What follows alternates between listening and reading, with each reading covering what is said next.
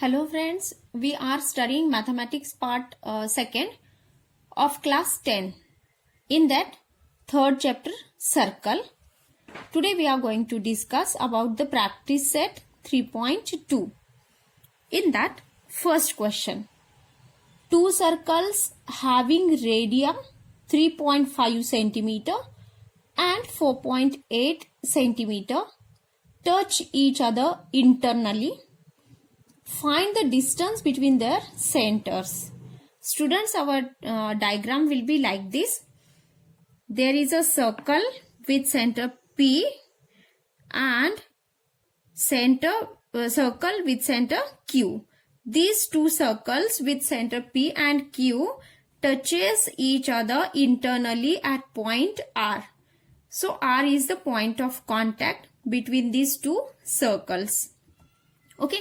Now let us consider that radio of the two circles be R1 and R2 respectively. Now here suppose let us consider R1 is equal to 3.5 centimeter. Okay, this distance between Q, R, that is the radius of the smaller circle, that is 3.5 centimeter. And radius of the greater, that is larger circle, that is R2, which is equal to 4.8 centimeters. Now, the two circles are touching each other internally. Therefore, by the theorem of touching circles, the centers and the point of contact are collinear. The centers P and Q and point of contact R are collinear. Collinear means they lie at the same line. Okay, they lie at the same line. Okay, they are on the same line. Now therefore, by the theorem of touching circles, the centers and the point of contact are collinear. So therefore, distance between the centers of the circles touching internally is equal to, distance between these PQ is equal to radius of the greater circle, larger circle, minus radius of the smaller circle. Okay, so therefore distance between their centers is difference of their radii, that is R2 minus R1. What is R2? R2 is 4.8 centimeter minus R1 is 3.5 centimeter. Okay, 4.8 minus 3.5 centimeter. And after calculation, we get 1.3 centimeter. Okay, so therefore distance between the centers is 1.3 centimeters. Okay, so students, this is very important that you have to keep in mind. If the two circles touching each other internally, then the distance between their centers is difference of their radii. Okay, and if the two circles which touches each other externally, then what will be the distance between their centers if they are touching externally? Yes, it is the sum of their radii. Okay, so how it takes place we are going to see in the second question. Okay, so what is the second question? Now two circles of radii 5.5 centimeter and 4.2 centimeter. Now here we consider that distance between AC is 5.5 centimeter and another circle with radius 4.2 centimeter. Okay, so AC is 5.5 centimeter and BC is 4.2 centimeter. That is R1 and R2. Okay, distance, that is radius of the first circle and radius of the second circle. We consider it like this. Okay. Now, these touches each other externally, these two circles. Find the distance between their centers. We have to find the distance between A and B. Then what is the distance between A and B? That is AC plus BC. But we know that AC is the radius of the larger circle, means first circle, and BC is the radius of second circle. Okay. So now here let us consider that R1 and R2 be the radii of two circles, that is R1 is equal to 5.5 centimeter and R2 is equal to 4.2 centimeter. Now the two circles are touching each other externally. Okay, they are touching each other externally at point C. The point of contact is C. And therefore, by the theorem of touching circles, we know that the centers and the point of contact, are collinear, means they lie on the same line. Okay, therefore distance between their centers is sum of their radii. Okay, so which are their radii? R1 plus R2. So what is the value of R1? That is 5.5 centimeter plus 4.2 centimeter. Okay, and after getting added, we get their addition is 9.7 centimeter. That is 5 plus 2, 7, and 5 plus 4 is 9. Okay, so therefore distance between their centers is 9.7 centimeter.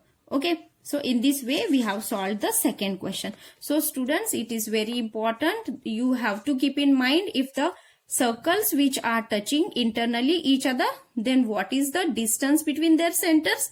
It is the difference between their radii.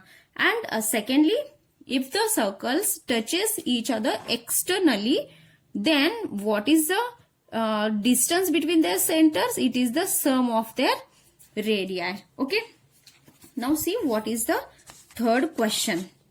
Now here the third question of practice set 3.2 is, if the radii of two circles are 4 cm and 2.8 cm, draw figure of these circles touching each other. First is externally. We have to draw the two circles which are touching each other externally, and secondly internally. Okay, and the radii of these two circles are given. So I have drawn like this. The first circle with center A, whose radius is 4 cm, I have drawn this first, and secondly the circle with center B and radius 2.8 centimeter. Okay, so you can draw this circle alongside this bigger circle, but here there is very limited space for drawing it, so I have drawn it downwards. Okay, here like this. Okay, you can draw it alongside. So these are circles touch each other externally. Okay, now with the same radii we have to draw circles which touches each other internally. Okay, so I have drawn like this. Circles touch each other internally. First circle with center A and the second circle with center B. By taking their radii 4 cm and 2.8 cm, they touches each other internally at point C. Okay, now students, question number 4. In figure, the circles with centers P and Q touch each other at point R. A line passing through R meets the circles at A and B respectively. Prove that segment AP is parallel to segment BQ. Number second, triangle APR is similar to triangle RQB. And third, find angle RQB if angle PAR is 35 degree. Now let us see what is the figure is given. Okay, it is given like this. Now here we have to find that the first segment AP is parallel to BQ. Okay, firstly we have to find AP is parallel to BQ. Okay, this we have to prove first. So now see, these are two circles which are touches each other externally at point R. The circle with center P and the another circle with center Q. Okay, now first we consider that in triangle APR. Okay, so firstly we are going to prove that the first thing, that is segment AP parallel PQ. We have to show that AP is parallel to BQ. Then how can be proved? Now here we know that P, R, Q. Okay, this P, R and Q are collinear points. Okay, how? By theorem of touching circles. By theorem of touching circles. Okay, by theorem of touching circles we can write that P, R, Q are collinear points. Okay, now in triangle P, A, R. Okay, in triangle P, A, R. Okay, what in this triangle we can say that the radius AP and PR, okay, are of equal length. Okay, these two radii are of equal length. Therefore, segment PA is equal or congruent segment PR. Why? Because they are radii of the same circle. Why? They are radii of the same circle. Okay, PA, this PA is radio of the circle and PR is also the radius. Therefore, segment PA is congruent segment PR, radii of the same circle. Therefore, we can say that angle PAR is congruent angle PRA. Now, students, see in the triangle APR, or in triangle PAR, if PA is congruent segment PR, it means this is isosceles triangle. And in isosceles triangle, if two sides are congruent, then their opposite angles are also congruent. Therefore, we can say that angle PAR, angle opposite to segment PR, and angle PRA, that is angle opposite to PA. Okay, so these are congruent. By which theorem?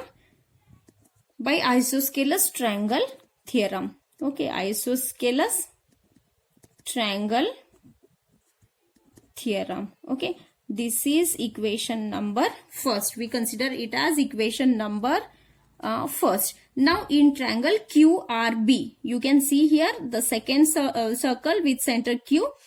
In triangle QR and B, here also we can say that segment QR is congruent segment QB. Okay, segment QR is congruent segment QB. Why they are congruent? Because they are also radii of the same circle. Okay, they are also radii of the same circle. Okay, therefore, by same isosceles triangle theorem, we can say that angle QRB is congruent. This angle QRB is congruent angle QBR. Okay, angle QBR. Why? Because by isosceles triangle theorem. Okay, isosceles triangle theorem, and this we consider equation number second. Okay, now angle PRA is, now see here, angle PRA and angle QRB are vertically opposite angles. Okay, angle QRB. Are you getting, students?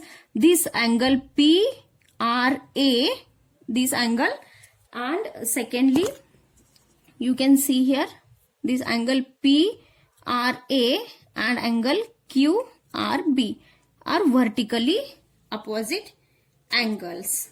Okay, these are vertically opposite angles. This we consider as equation number third. Okay, so therefore from equation first, second and third, okay, by these three equations we get, okay, equation first, second and third, we get angle PAR is congruent angle QBR. Okay, angle QBR. Here in these two equations, students, you can see that angle QRB, angle QRB. If these two angles are same in these two equations, it means that the remaining here angle angle PAR. Okay, here it is given angle PAR. In these three equations, you can observe that angle PAR is congruent angle PRA. Here angle QRB is congruent angle QBR. But we know that angle QRB is congruent to angle PRA. Okay, and PRA is congruent to angle PAR. Okay, so therefore from these three equations we can say that angle PAR is congruent angle QBR. Okay, and that is, see in the figure, angle PAR is congruent angle QBR. Okay, these two angles are now congruent angles. So for that we can also write it like this: angle PAB, see here, angle PAB is congruent angle QBA. Angle QB, this angle QBA. Okay, these two angles are congruent, and we can say that these two angles are made by transversal with the two parallel lines, and these two angles are alternate angles. Okay, so therefore we can say that segment AP is a parallel segment BQ. Okay, by which test? By alternate angles test for parallel lines. Are you getting, students? These two angles are alternate angles, and we have seen the theorem for alternate angles test for parallel lines. Okay, so by this we can say that segment AP is a parallel segment BQ. Okay, this we have solved the first sum of this question. Now second sum. Now secondly, we have to prove, we have to solve, or we have to prove triangle APR is a similar triangle RQB. In fourth question, the second sum is to prove triangle APR similar triangle RQB. Okay, triangle APR similar triangle RQB. This we have to prove that these two triangles are similar triangle.